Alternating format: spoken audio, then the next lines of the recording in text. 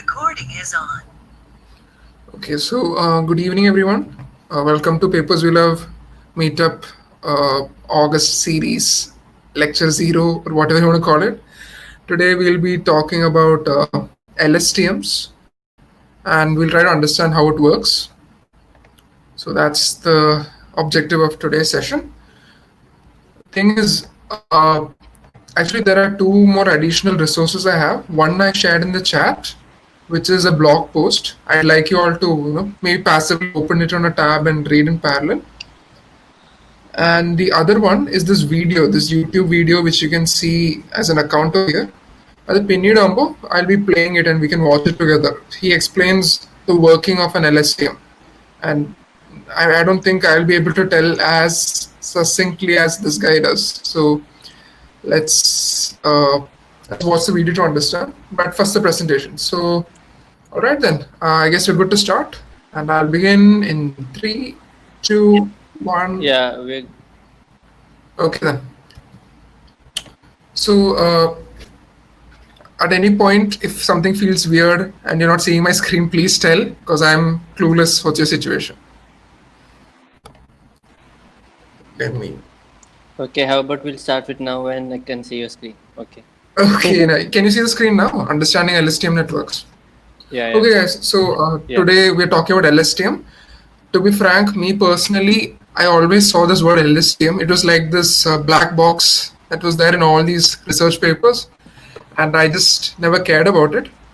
And just a couple of days ago, Hari was like, "This is something people need to understand. We can't just simply keep it as a black box," which is why we started exploring. By the way, if you have any points, feel free to open your mic and speak. It's not a one-way lecture, but be nice about it. Like smoothly get in. That'll be fine. So this is what an LSTM is. I know at first it probably won't make sense, but we'll crack it down. So for those who don't know, LSTM is a variant of an RNN. RNN is known as a not recursive, damn it, which is the other one? What is this? Recurrent, yes. What a great timing to forget the full form. Recurrent neural network. So RNN and CNN, these are probably the two you hear often. So usually in an RNN, there are recurrent, as in there are self loops, there are connections that go to itself. And this is useful to store information. If you have any data you want to store and keep track, this is pretty useful. So when you have questions like, predicting the next word in a sentence, it is very useful because you can study the past words, understand what is the correlation, and then suggest what you have. On the other hand, if you look at CNN, usually it's the ones which are feed forward, it's single direction. Over here, there is no self loops over here. So it just goes forward, and it's useful for classification tasks like cat versus dog and all those kind of questions. Now, LSTM, I'll tell the LSTM's full form in the end. If you don't know, probably I'll be kind of a surprise. But LSTM fixes the vanishing gradient problem. So one problem that is there in RNN is, from my understanding, there's a bit of back propagation. What that means is you make a prediction. If you are wrong from the expected value, it's expecting some value, you predict this value, error on the low, that has to be fixed. So that needs to be,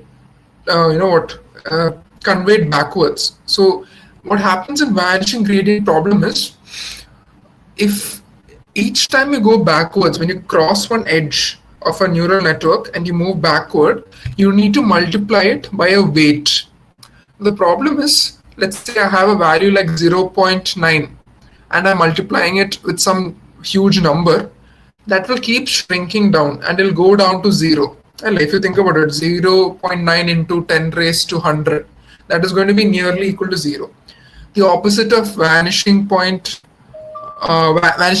problem is the exponential or exploding gradient problem. Your value is a little more than 1 and that just explodes. It goes way more than control and becomes very huge. So this is the problem with RNN, because it has to multiply with each edge on returning back, the value is lost. So it's not very effective in a couple of use cases. So LSTM fixes that problem. How does that do? We'll explore over here. So in an LSTM, there are mainly four components that make it possible. One is the memory cell. Now a memory cell over here decides what should be remembered and what can be forgotten. For example, if someone says a long sentence and then something like the sky is blue, if I ask what is blue, you just need to know the sky is blue, right? So the information is very adjacent. But from my understanding, what an RNN ends up doing is it, computes the whole way backwards, and a lot of, what do you say, unnecessary information is there, isn't it? So memory cell, if you can see over here, there is a cross and there is a plus. So what a cross does is it is used to remove, as in when you arrive at a cross, you're taking a vector. A vector it's like an array of values, and you're multiplying it with another vector. If you remember in mathematics, dot product, right? You take two vectors, dot product, I, j, k, only those get multiplied. Similarly over here, when you take an input vector and then you take what is known as okay, that's a secret, that's coming next. So you multiply with something. Something has values 1 or 0. So if you want the full information to be passed, you multiply it with 1, 1, 1, 1, 1, 1, or how many ones are there. If you want to reject a particular information because it's not that relevant, you might put it as 0. So it'll be 1, 1, 0, 0, 0 if you don't want the rest of the information. So angane, we restrict what we need to compute. So that is the memory cell part. And this plus is to add value to it. If you want to collect value to that point and proceed it forward. So if you go back over here, I said RNN has self loops. It doesn't literally mean there's self loops. It just means that it connects with the components of the same layer. For example, this is one RNN module. As I told you, LSTM is a variant of an RNN, and that is connected to the next LSTM module. So this is the output in the next module's input. And as you can see, there are these particular functions. You don't have to be bugged about it. We'll explore it together. As I mentioned, this cross will take what is naturally coming. It will filter out what is unnecessary, and here it will add what is required and take it forward. So this is known as the forget gate. So forget gate is what decides what can be left out, what is not very crucial to the process. As in our stage, what can be neglected. That is what forget gate determines. And we have then the input gate. The input, we put it through a tanh function. So what a tanh function does is I think it shrinks the value within a range. I know that sigmoid function, that is a function called sigmoid. Whatever input you give, it shrinks it down to 0 to 1. In that range, you get a value. So if it's expecting something like if it has values up to 1000 and it's getting 400, probably sigmoid will compute 400 by 1000 and our value on. So it's like proportionately reducing it down. So that will ensure that uniformity is there in what is coming over here. That is what sigmoid does. If I'm not mistaken, tanh is another function which does a similar reduction. And over here there is a cross which is again filtering it out. And we take whatever is required to be included further. If what I'm saying is not immediately clear, we'll understand with a working example. And finally, we have the output gate. What output gate does is, over here it decides what needs to go forward and it takes it. So here, as you can see, the memory cell, that is this vertical line, this horizontal line is a memory cell, this black line.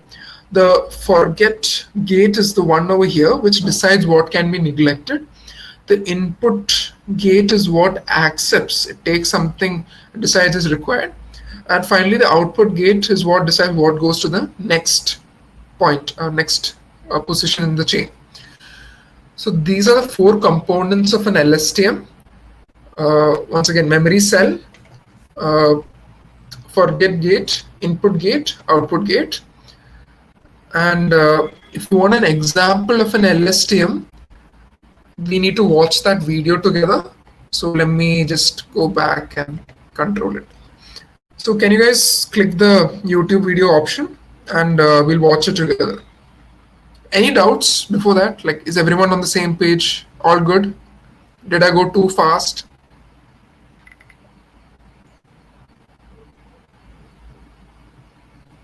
Can I add to something you said? Oh yeah, sorry, Hari. Yeah, definitely you can. So like if you check that image with like we have three LSTM blocks kept in series together, you'll notice something like see here you have a variable xt minus 1 which outputs which has an output of ht minus 1, and the same ht minus 1 is being fed to the next stage. See from the second figure, the output is ht minus 1. It is being fed directly here, towards this thing what you call forget gate. That and xt minus 1 is Yeah. xt plus 1 is being fed to the forget gate, and like the what you call the memory cell is being directly forwarded. So memory cell contains the HT minus one, right? No, I think that is going down to the forget this thing.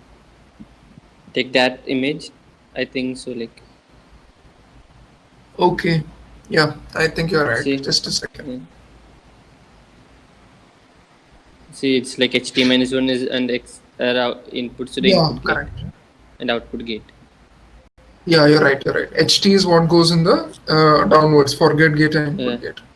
Yeah. Input Yeah, and if output my gates. memory is right, you can see a CT over here, no? What is going in the memory cell? But that also goes to memory cell because like you have an output, you have a like forget gate which goes to the memory gate, right? Yes, correct. Yeah, you have to decide what you need to reject, right? I think that's fine. Yeah. The CT here stands for context. That video he explains. We'll watch the And video and we'll have this discussion later.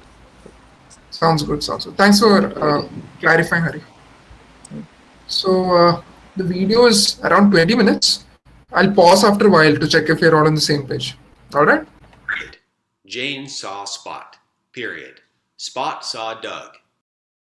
It looks like this. And we can go back as Do you guys want to start from the beginning or just from this one example he's talking?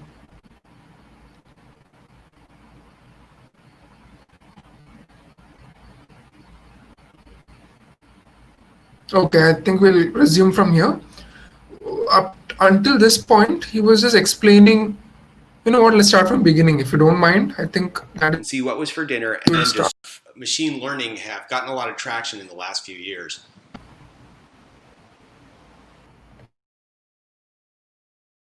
Identifying pictures, the equivalent of finding cats on the internet, and any is sequence to sequence translation. This can be speech to text or one language to another. Most of the former are done with convolutional neural networks. Most of the latter are done with recurrent neural networks, particularly long short-term memory. To give an example of how long short-term memory works, we will consider the question of what's for dinner. Let's say for a minute that you are a very lucky apartment dweller and you have a flatmate who loves to cook dinner. Every night he cooks one of three things: sushi, waffles, or pizza. And you would like to be able to predict what you're going to have on a given night, so you can plan the rest of your day's eating accordingly. In order to predict what you're going to have for dinner, you set up a neural network. The inputs to this neural network are a bunch of items like the day of the week, the month of the year, whether or not your flatmate was in a late meeting, variables that might reasonably affect what you're going to have for dinner. Now, if you're new to neural networks, I highly recommend you take a minute and stop to watch the How Neural Networks Work tutorial. There's a link down in the comments section. If you'd rather not do that right now, and you're still not familiar with neural networks, you can think of them as a voting process. And so in the neural network that you set up, there's a complicated voting process, and all of the inputs like day of the week and month of the year go into it. and then you train it on your history of what you've had for dinner, and you learn how to predict what's going to be for dinner tonight. The trouble is that your network doesn't work very well. Despite carefully choosing your inputs and training it thoroughly, you still can't get much better than chance predictions on dinner. As is often the case with complicated machine learning problems, it's useful to take a step back and just look at the data. And when you do that, you notice a pattern. Your flatmate makes pizza, then sushi, then waffles, then pizza again in a cycle. It doesn't depend on the day of the week or anything else. It's in a regular cycle. So knowing this, we can make a new neural network. In our new one, the only inputs that matter are what we had for dinner yesterday. So if we know if we had pizza for dinner yesterday, it'll be sushi tonight, sushi yesterday, waffles tonight, and waffles yesterday, pizza tonight. It becomes a very simple voting process, and it's right all the time because your flatmate is incredibly consistent. Now, if you happen to be gone on a given night, let's say yesterday you were out, you don't know what was for dinner yesterday. You can still predict what's going to be for dinner tonight by thinking back 2 days ago. Think, what was for dinner then? So what would be predicted for you last night? And then you can use that prediction in turn to make a prediction for tonight. So we make use of not only our actual information from yesterday, but also what our prediction was yesterday. So at this point, it's helpful to take a little detour and talk about vectors. A vector is just a fancy word for a list of numbers. If I wanted to describe the weather to you for a given day, I could say the high is 76 degrees Fahrenheit, the low is 43, the wind's 13 miles an hour, there's going to be a 1/4 inch of rain, and the relative humidity is 83%. That's all a vector is. The reason that it's useful is vectors, lists of numbers, are computers' native language. If you want to get something into a format that it's natural for a computer to compute, to do operations on, to do statistical machine learning, lists of numbers are the way to go. Everything gets reduced to a list of numbers before it goes through an algorithm. We can also have a vector for statements like, it's Tuesday. In order to encode this kind of information, what we do is we make a list of all the possible values it could have, in this case, all the days of the week, and we assign a number to each. And then we go through and set them all equal to 0, except for the one that is true right now. This format is called one-hot encoding, and it's very common to see a long vector of zeros with just one element being 1. It seems inefficient, but for a computer, this is a lot easier way to ingest that information. So we can make a one-hot vector for our prediction for dinner tonight. We set everything equal to 0 except for the dinner item that we predict. So in this case, we'll be predicting sushi. Now we can group together our inputs and outputs into vectors, separate lists of numbers. And it becomes a useful shorthand for describing this neural network. So we can have our dinner yesterday vector, our predictions for yesterday vector, and our prediction for today vector. And the neural network is just connections between every element in each of those input vectors to every element in the output vector. And to complete our picture, we can show how the prediction for today will get recycled. The dotted line there means hold on to it for a day and then reuse it tomorrow. And it becomes our yesterday's predictions tomorrow. Now we can see how if we were lacking some information, let's say we were out of town for 2 weeks, we can still make a good guess about what's going to be for dinner tonight. We just ignore the new information part and we can unwrap or unwind this vector in time until we do have some information to base it on, and then just play it forward. And when it's unwrapped, it looks like this. And we can go back as far as we need to and see what was for dinner and then just trace it forward and play out our menu over the last 2 weeks until we find out what's for dinner tonight. So this was a nice simple example that showed recurrent neural networks. Now to show how they don't meet all of our needs, we're going to write a children's book. It'll have sentences of the format, Doug saw Jane, period. Jane saw Spot, period. Spot saw Doug, period. And so on. So our dictionary is small, just the words Doug, Jane, Spot, saw, and a period.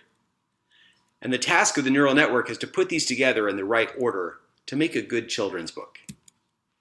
So to do this, we replace our food vectors with our dictionary vectors. Here again, it's just a list of numbers representing each of the words.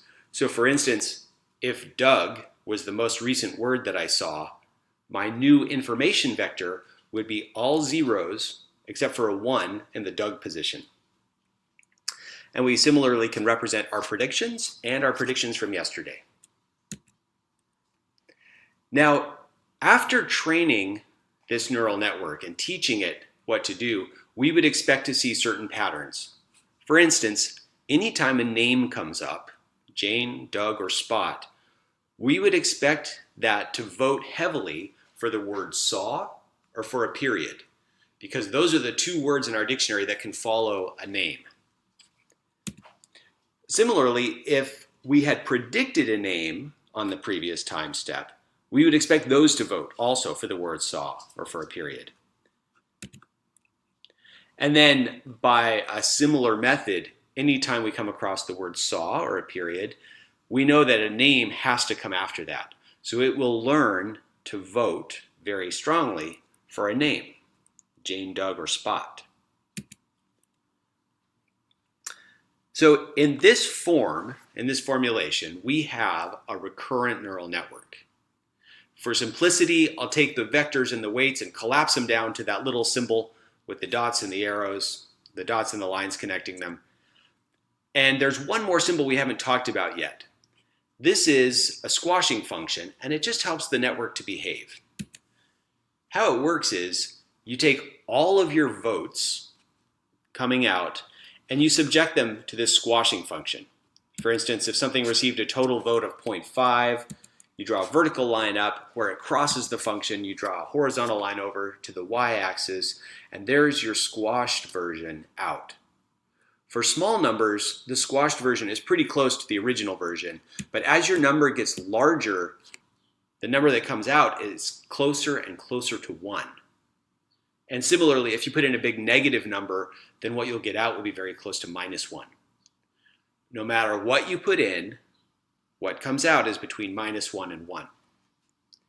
So this is really helpful when you have a loop like this, where the same values get processed again and again, day after day.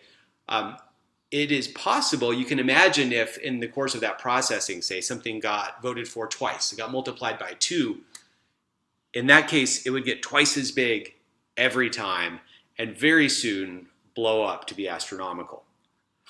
By ensuring that it's always less than 1, but more than -1, you can multiply it as many times as you want. You can go through that loop and it won't explode. In a feedback loop, this is an example of negative feedback or attenuating feedback. So you may have noticed our neural network in its current state is subject to some mistakes.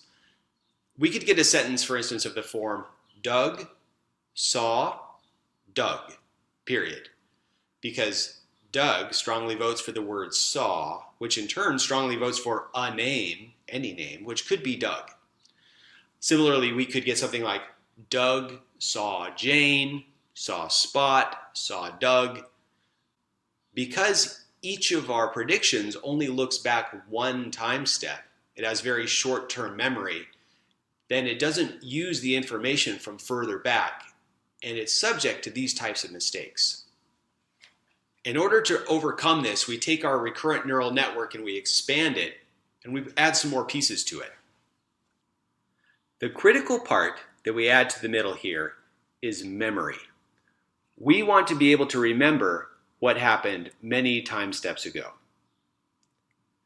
So in order to explain how this works, I'll have to describe a few new symbols that we've introduced here.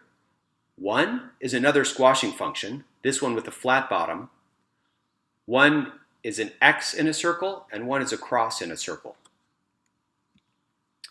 So the cross in a circle is element by element addition.